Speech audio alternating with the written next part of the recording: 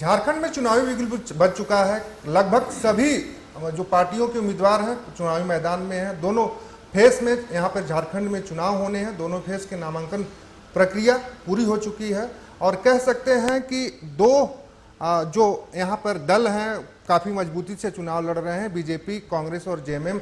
और एनडीए की अगर बात करें तो एनडीए की सभी उम्मीदवार चुनावी मैदान में हैं। एनडीए गठबंधन के भी सभी उम्मीदवार चुनावी मैदान में हैं। तो कह सकते हैं कि अब तय होगा कि 23 तारीख को यानी 23 नवंबर को किसकी सरकार बनेगी, ये तो वक्त तय करेगा। लेकिन हम कह सकते हैं कि कितनी तैयारी किसकी है उस पर हम बात करेंगे। उस पर बात करने के लिए हमारे साथ कांग्रेस के प्रदेश प्रभारी गुलाम मोहम्मद मीर जी हैं। पहले तो इनको बहुत बहुत बधाई मीर जी, आप जम्मू से चुनाव जीते और वहां पर विधायक दल के नेता भी चुने गए। किस तरीके की तैयारी है, क्योंकि दो गठबंधन झारखंड में चुनाव लड़ रहे हैं। इंडिया अलायंस की बात करें तो झारखंड में लोकसभा चुनाव में काफ़ी अच्छा प्रदर्शन रहा आप लोगों का, और अब विधानसभा की बारी है। एक तरफ एनडीए है, कह रहा है कि हम सरकार बना रहे हैं, तो कितनी तैयारी है इस बार आपकी चुनाव में? देखिए, कोई भी पॉलिटिकल पार्टी हो तो उसकी तो राउंड द क्लॉक अपनी अपनी तैयारी तो रहती है ऑर्गेनाइजेशन की। और यहाँ पर चूँकि हाल ही में लोकसभा चुनाव हुआ, उसको लेकर जो भी ऑर्गेनाइजेशनल प्रेपरेशंस थी तो वो सामने आई। मगर इमीडिएटली लोकसभा चुनाव के बाद में पता था कि यहाँ असेंबली चुनाव भी होना है। मेरे ख्याल से कोई वक्त ज़ाय किए बगैर लोकसभा के बाद तत्काल हम भी और दूसरी पार्टियां भी आने वाले चुनाव के लिए अपनी अपनी तैयारी की है। और हमारे सामने पहला मरहला था, क्योंकि हम पिछली बार 3 पार्टनर्स यहाँ पर असेंबली चुनाव में उतरे थे, जेएमएम, कांग्रेस और आरजेडी। और उसके बाद में चौथा पार्टनर इस बार जो इसमें आया है, तो उसको लेकर के कुछ दिन ज़रूर लगे हैं कि आपस में किसकी कहाँ मजबूती है, किसका कहाँ कैंडिडेचर अच्छा है। वो पहला मरहला था कि इस 4 पार्टी के इंडिया अलायंस के साथियों के बीच में सीटों का शेयरिंग ठीक से हो।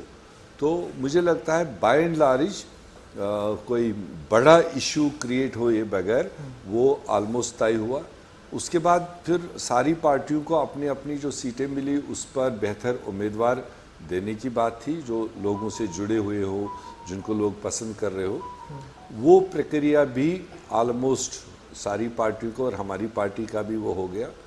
और हमने ज़बरदस्त कोशिश की कि कई लोग, कई मीडिया वाले हमें हरियाणा की मिसाल सामने रखे हैं, तो उसमें जो टेक्निकल उसमें चीज़ें सामने आई वो तो एक अलग है।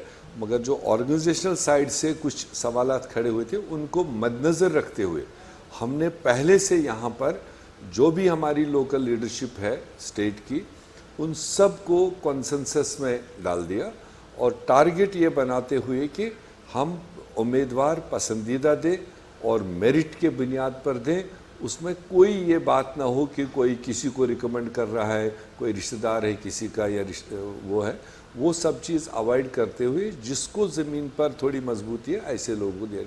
तो वो प्रक्रिया भी ऑलमोस्ट हमारे जो शेयर में आई थी वो भी पूरा हो चुका है। कल शाम तक विड्रॉवल था, कई जगह पर रिबिलियन था, जो चाहते थे कि हमें मिले, नहीं मिला, तो ऐसे कई उम्मीदवार उसमें मैदान में उतरे थे। तो लकीली उन सबको परसुएशन किया और आगे के पार्टी के एजेंडे को समझाते हुए उसमें मैक्सिमम लोगों ने कल शाम तक अपना विड्रॉवल किया और ऑफिशियल कैंडिडेट्स के सपोर्ट में उन्होंने खुल के अपीलें की कि हम जो गठबंधन के साथी हैं, एक आध आदमी हमारा जेएमएम के सामने खड़ा हुआ था, उसने विड्रा किया। जेएमएम का एक कैंडिडेट हमारे सामने खड़ा हुआ था, उसने विड्रा किया। प्लस हमारे अपने पार्टी के अंदर जो 3-4 जगह पर, 5 जगह पर हमारे अपने लोग खड़े हुए थे ऑप्शन, तो वो भी सारे विड्रा हो गए। 1 तारीख को हमारे नेशनल जनरल सेक्रेटरी ऑर्गेनाइजेशन आ रहे हैं।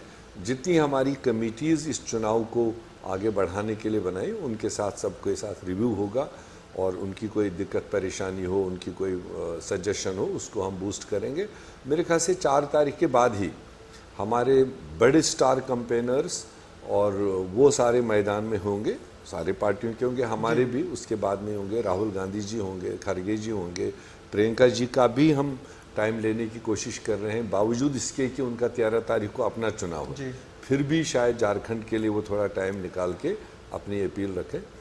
और उसके साथ साथ जो हमारा जो मैनिफेस्टो है, तो मैनिफेस्टो तो हमारी जितनी भी गठबंधन पार्टी है वो अपने हिसाब से बना सकते हैं, उसमें किसी को कोई रोकथाम नहीं, मगर कॉन्सेंसस से हम कुछ गारंटीज़ कोशिश कर रहे हैं। अगर आज तक वो तैयार हुआ तो जितना मुमकिन हो सके, जितना जल्दी हो सके, हम कुछ कॉमन गारंटीज़, चूँकि हम यहाँ 5 साल से पावर में हैं, बावजूद इसके कि कोविड की डिस्टर्बेंस और पॉलिटिकल उथल पुथल जो भी हुआ, इंस्टेबिलिटी, उसके बावजूद हमें अपनी जगह पैमाना है, हमें अपनी जगह जो मीटरिंग है कि इस सरकार ने बेहतर डिलीवर किया है आवाम के लिए, और आगे के लिए आवाम हमसे और कुछ बेहतर चीज़ें चाहेगी। तो उसके लिए जो हम एजेंडा तैयार कर रहे हैं, जिसको गारंटी कहेंगे, वो भी आज या कल तक तैयार हो जाएंगी। उसको लेकर हम आवाम के सामने रखेंगे। आवाम एतमाद करती है हमारी बात, अगर हमने डिलीवर किया है, आगे की बात पर एतमाद करेगी तो हम उसको लेकर आगे बढ़ेंगे। दूसरी तरफ हमारी बीजेपी है यहाँ पर मुख्य तौर पर, या एनडीए कहिए उसको, और तो उनका जो हम देख रहे हैं कि वो कहते कुछ हैं और करते कुछ हैं। वो स्लोगनबाजी ज़्यादा कर रहे हैं। 10 साल से ज़्यादा उनको हो गया सेंटर में हुकूमत में, और जो उनको सेंट्रल गवर्नमेंट के होते हुए झारखंड को जिन चीज़ों में मदद करना चाहे था, नहीं किया।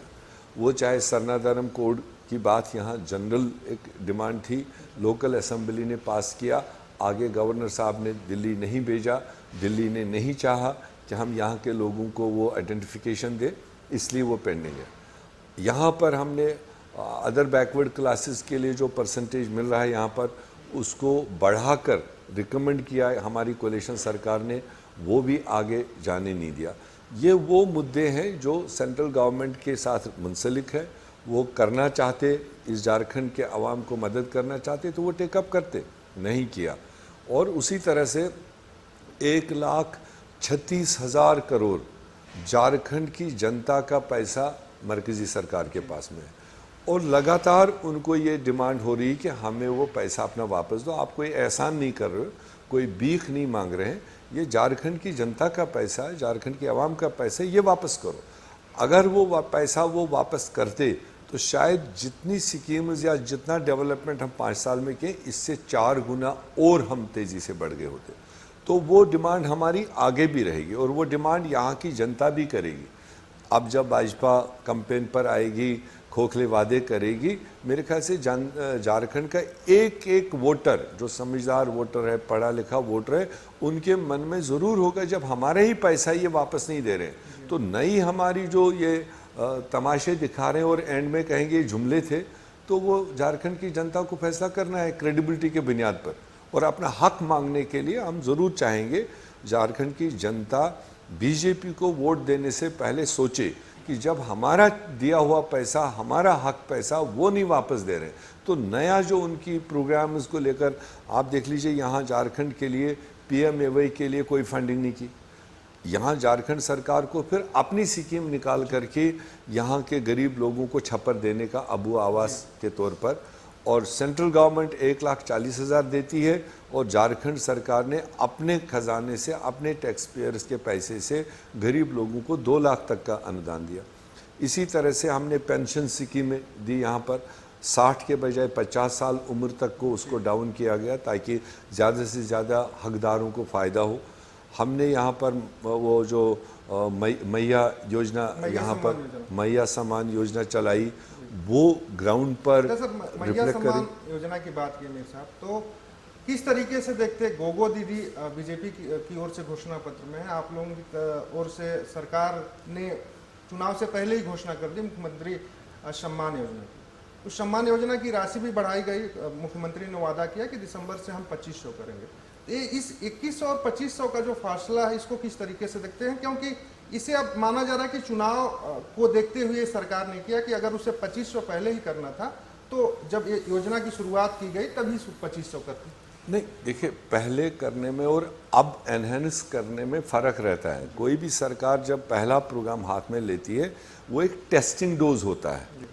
तो अगर टेस्टिंग डोज में अगला सही पाया गया, लोगों ने उसको रिस्पॉन्ड किया और उनको लगा कि ये रास्ता सही है और ये सरकार का जायज़ कदम है, तो नेचुरल सी बात है उसमें फिर सजेशन भी आए होंगे, उसमें समाज की तरफ से इनपुट भी आया होगा कि यही 1000 अगर हमको थोड़ा और बढ़ा के मिलता तो हम और सरकार से ज़्यादा खुश रहते। तो इसलिए उस इनपुट के बुनियाद पर पहले टेस्टिंग डोज के बाद में अब जो सॉलिड सरकार बनेगी और 5 साल का टाइम होगा, उसमें 2500 का हमारी गठबंधन ने एश्योर किया। इस बार जो सरकार बनेगी उस सरकार में रोजगार के कितने सृजन होंगे और युवाओं के लिए क्या लगता है कि घोषणा पत्र जो होगा आप लोगों का उसमें ऑलरेडी आप देखेंगे, मैंने कहा कि अभी 1-8 दिन में वो आ जाएगा। उसमें जो हमारी पहली तो जो अवेलेबल वैकेंसीज है, जो उसके लिए कोई नया प्लान नहीं चाहिए, उसके लिए कोई नया फंडिंग नहीं चाहिए, जो ऑलरेडी आपके सरकार के पास रिटायरमेंट के बाद में वैकेंसीज खाली होती है वो ऑलरेडी प्लान्ड होती है, उनकी फंडिंग अलॉटेड होती है। तो वो जो वैकेंसीज हर साल हर महीने पैदा होती हैं, तो वो वैकेंसीज कैलकुलेट करने के बाद में उसका हम नई सरकार बनने के बाद 1 महीने के अंदर बाज़ाब्ता एक कैलेंडर बनाएंगे जो हमारी गारंटीज़ में आएगा कि हम एक जॉब कैलेंडर तैयार करेंगे जिसमें सिलसिलेवार हमारा एक कैलेंडर होगा कि 6 महीने में हम क्या करने जा रहे हैं, 9 महीने हम क्या करने जा रहे हैं, साल में हम कितने लोगों को ये फिलअप करने जा रहे हैं। वो एक job calendar against available vacancies. पहला वो पढ़े लिखे बच्चों के लिए जो कंपटीशन से जाते हैं, पहला काज उनका है। उसके बाद है जो कम पढ़े लिखे हैं, जो मजदूर पेशा लोग हैं, उनकी मतलब मदद करने के लिए, उसी के लिए तो हम कह रहे हैं कि अगर हमें मरकजी सरकार 1,36,000 करोड़ हमें वापस देता है, जो सुप्रीम कोर्ट की भी डायरेक्शन उनको गई है कि ये राज्य का हक है, इनको दिया जाना चाहिए, अगर वो मिलता है तो हम शायद मल्टीपल तरीके से यहाँ पर मतलब जो बेरोज़गार लोग हैं उनके लिए रोज़गार और बूस्ट कर सकते हैं, इंफ्रास्ट्रक्चर बना सकते हैं, रोड कनेक्टिविटी बेहतर कर सकते हैं, आपके हेल्थ सेक्टर में, आपके एजुकेशन सेक्टर में, मतलब यहाँ चकाचौंध हो सकता है, बशर्ते कि वो रुका हुआ पैसा हमें वो रिलीज़ करे। किस तरीके से देखते हैं जब टिकट बंटवारा हुआ, टिकट के नाम अनाउंस हुए, उसके बाद कुछ लोग विरोध किए, हालांकि दलित समाज लगातार आरोप लगा रहा था कांग्रेस आला कमान पे कि हमारे साथ छल हुआ, हमें इस टिकट बंटवारे में हिस्सा उतना नहीं मिला जितना मिलना चाहिए। देखिए, पिछली बार हम 3 लड़े थे इस गठबंधन में, तो 3 में हम कोई भी नहीं जीत पाए थे, तो हमें तो स्ट्राइक रेट भी देखना है ना। एक खाली कोटा हम वहाँ से लें, 6 ले, 7 ले, 8 ले, एक तो उस ज़मीन को देखना पड़ता है, वहाँ हमारा बीज उगने वाला है या नहीं उगने वाला, लीडरशिप क्या है। तो लीडरशिप और ग्राउंड के मुताबिक डेफिनेटली हमारी कोशिश थी कि 3 के 3 आ जाए, मगर जो पिछली बार हम 2 लड़े थे इस कांके के अलावा, उसमें सिमरिया में तो हमारा बहुत ही डाउन वोट परसेंटेज आया था, मतलब क्वालिटी नहीं था। जमवा में हमने ज़रूर बेहतर किया था, मगर जमवा में जिस कैंडिडेट का भी एक अपना इन्फ्लुएंस होता है, और उसने कोई 1-1.5 महीना पहले किस तरह से, किस वजह से, वरना शी वॉज प्रोबेबल कैंडिडेट, तो उसने घर बदल दिया, बीजेपी में चली। उसके बाद में जब हमने देखा कि उसके इक्वलेंट वहाँ वोट कैचर नहीं था, तो इसका उस जगह पर दूसरे हमारे कोलिशन पार्टनर के पास मतलब आज के दिन के मुताबिक बेहतर कैंडिडेट था जिसका एक अपना ग्राउंड था, उस वजह से वो चुमर। उसके बदले में जो छतरपुर हमको मिली तो वहाँ हमारी मजबूती बेहतर है। अगर हम 2 भी लड़ रहे हैं, 2 के 2 हम जीत रहे हैं, तो पिछले चुनाव के मुकाबले में हमारी 100% स्ट्राइक रेट होगी, वरना हम 6 लड़ते, जीतने की पोजीशन 1 भी नहीं होती, तो अगेन कल सवाल खड़ा होता। तो इसलिए इस बार थोड़ा बेहतर एटीट्यूड है सारे कम्युनिटीज़ का, खासकर Pasmanda, schedule caste, schedule tribes का, कि कांग्रेस की ओर जो हमारा नेशनल एजेंडा रहा, कॉन्स्टिट्यूशन की सेफ्टी की हम बात किए हैं, हमने उठाए हैं, इस चुनाव में भी उठाएगा। जो बीजेपी का डिज़ाइन था कि कॉन्स्टिट्यूशन को ही बदल दो, अगर कॉन्स्टिट्यूशन बदला जाएगा तो इन पसमानदा लोगों को, ट्राइब लोगों को, शेड्यूल कास्ट लोगों को जो हक मिला हुआ है इक्वलिटी का, वो ख़त्म हो जाएगा। तो उसका जो करंट लोकसभा में गया, मुझे लगता है असेंबली में वो और तेज़ी से आगे बढ़ेगा, और अगर वो अपने अपने दिए हुए कैंडिडेट्स को जिता लाएंगे उनको समर्थन करेंगे कांग्रेस प्लेटफॉर्म से, तो डेफिनेटली आने वाले दिनों में और मौके मिलेंगे और तरीके हैं। कल ही पंचायत चुनाव होना है, कल ही म्यूनिसिपैलिटी का चुनाव होना है, उसमें जहां जिसका बेस बनेगा वहां उस तरह के सारे लोगों को अपना सपोर्ट मिलेगा। आपने कहा कि 1-2 दिनों में मैनिफेस्टो का जो मामला है वो साफ हो जाएगा। गठबंधन के कई मुद्दे होंगे जो एक ही में सभी एक सामंजस्य से बनाया जाएगा, सभी समान होंगे। लेकिन आप देखेंगे कि एनडीए या बीजेपी का हम कह सकते हैं कि एनडीए तो यहाँ चुनाव एक छोटा दल आंसू लड़ रहा है, लेकिन मजबूत बीजेपी ही दिखाई दे रही है। बीजेपी का घोषणा पत्र पहले से ही प्रचार प्रसार भी चल रहा है, एक तरफ प्रचार प्रसार चल रहा है और आप लोग अभी 1 से 2 दिन में उसे डिक्लेयर करेंगे, तो इसमें तो थोड़ा कोई सा दिक्कत समय नहीं लगेगा। कोई दिक्कत नहीं है। हाँ। वो तो समझो एक किस्म से एक ही पार्टी है एक तरफ से, तो उनका तो सिंगल थॉट आगे जाना है। आयसू तो उन्हीं का क्रिएटेड पार्ट है, बट हमारे यहाँ हमारा वाइड स्प्रेड तरीके से जो डिफरेंट मतलब पार्टीज है उनको असेंबल करके कॉमन चीज़ बनाना और वायबल। हम बीजेपी की तरह जुमला नहीं बोलेंगे कि आज बोल के जाएंगे कल जिम्मेदारी नहीं लेंगे।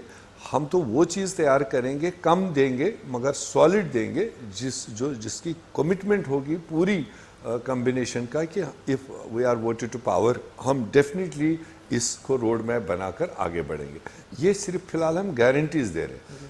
एक बार समर्थन मिलेगा, मैंडेट मिलेगा, देन हम एक कॉमन मिनिमम प्रोग्राम, उसमें और सारी चीज़ें, ये तो लिमिटेड चीज़ों का होगा, मगर कॉमन मिनिमम प्रोग्राम एक बार सरकार में आने के बाद में हम ड्राफ्ट करेंगे, जो हमारी कोalition सरकार के लिए 5 साल के लिए एक रोड मैप होगा।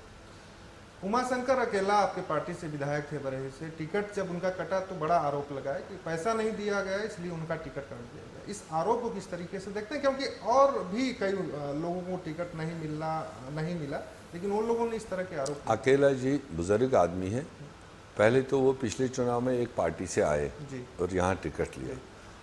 उस वक्त हो सकता है शायद उस वक्त कहीं दूसरी पार्टी से आकर यहाँ लेने पर तब लिया जाता कि भैया आपको हम यहाँ टिकट दे रहे हैं, उसकी तो बात की नहीं। आज तो वो कांग्रेस के थे और बुजुर्ग आदमी है, हम कदर ही करते रहे। बाकी 5 साल उनका आना जाना किधर कहाँ रहा, कलकत्ता कितने बार गए, हैदराबाद कितने बार गए, वो उसको खुद पता होगा।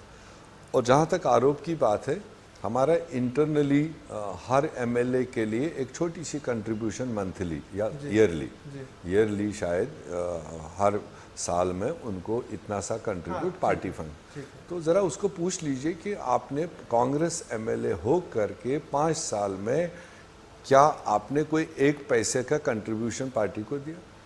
अगर वो पार्टी को एज एमएलए नहीं दे पाया तो उसके पास इतनी सारी सिचुएशन कहाँ से आ गई कि वो इतना बड़ा इल्ज़ाम देगा?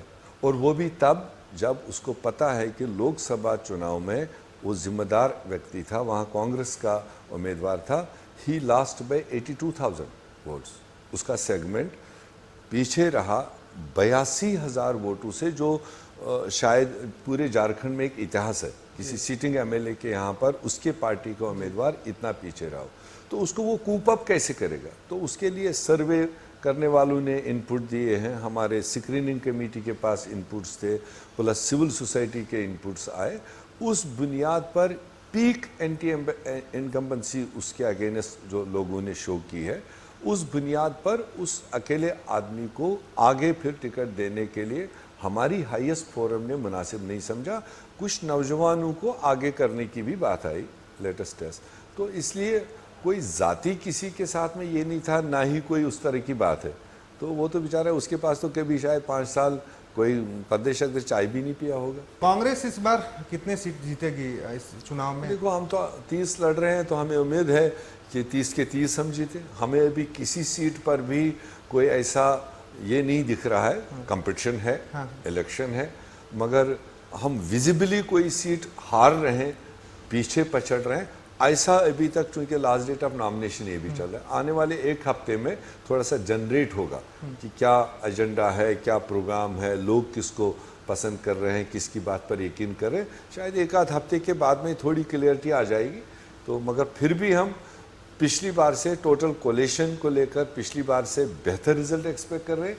और 100 कांग्रेस पार्टी के लिए भी, अगर हमने पिछली बार 16 अपने अथॉरिटी पर जीते थे, 2 और जीते थे, इस बार हम उससे आगे जाकर उम्मीद रख रहे हैं कि कांग्रेस को समर्थन लोग देंगे। स्थानीय नीति पे इस बार बात होगी चुनाव में, क्योंकि पिछली बार भी बात हुई थी, अब बात नहीं बन पाई। आप लोग विधेयक भी पास करके भेजे, लेकिन उस पर चीज़ें स्पष्ट नहीं हो पाई, राजभवन उस पर एग्री नहीं किया। तो फिर इस बार क्या? इस बार भी क्योंकि ये स्थानीय चुनाव है तो इसमें ज़्यादा स्थानीय मुद्दे होंगे जी, हमारे राष्ट्रीय मुद्दे तो वो जो है कॉमन है, वो तो लोगों को पता है। स्थानीय नीति सर, जो यहाँ पे लंबे समय से मांग आ रही कि 1932 आधारित, खतियान आधारित स्थानीय नीति बनाया जाए, यहाँ के जो स्थानीय हैं उन्हें पहले अधिकार दिया जाए, फिर बाहरियों को दिया जाए। वो तो है ही, अंडर कंसिडरेशन डिमांड्स भी है, कई तरह से डिमांड है।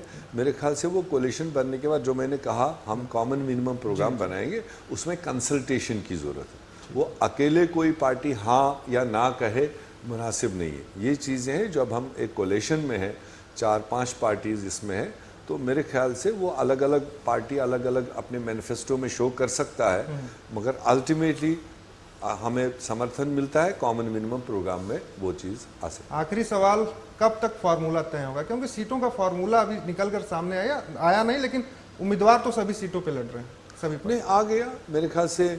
हमारे और आरजेडी के बीच में कोई 2 सीटों पर कल हमारी तरफ से विड्रॉवल तैयार हुआ था, आरजेडी का कैंडिडेट अवेलेबल नहीं था, वरना वो सॉर्ट आउट हुआ होता। उसी तरह से लेफ्ट और जेएमएम के दरमियान 1 सीट पर है, दोनों उम्मीदवारी है, तो कोई इशू नहीं। कल तक अगर वो नहीं सॉर्ट हुआ तो अभी भी हम इन 2-4-5 दिनों में उसमें असेसमेंट आपसे दूसरों से पता करवाएंगे। गठबंधन का जो उम्मीदवार आगे बढ़ने के सिचुएशन में है उसको समर्थन किया जाएगा। चलिए, बहुत बहुत धन्यवाद। इंडी गठबंधन का पूरी तैयारी है झारखंड चुनाव में, और इस चुनाव में कौन किसको शिकस्त देगा ये तो 23 तारीख को तय होगा जब मतदान होगा। लेकिन मतदाताओं ने मूड करीब करीब बना लिया कि किसकी सरकार झारखंड में बनानी है, किसकी सरकार नहीं बनानी है। हालांकि कांग्रेस फिलहाल काफ़ी अस्वस्थ दिख रही है कि उसकी तैयारी पूरी है और पिछली बार से अधिक सीटें जीतकर इस चुनाव में लाएगी और गठबंधन की मजबूत सरकार झारखंड में बनेगी।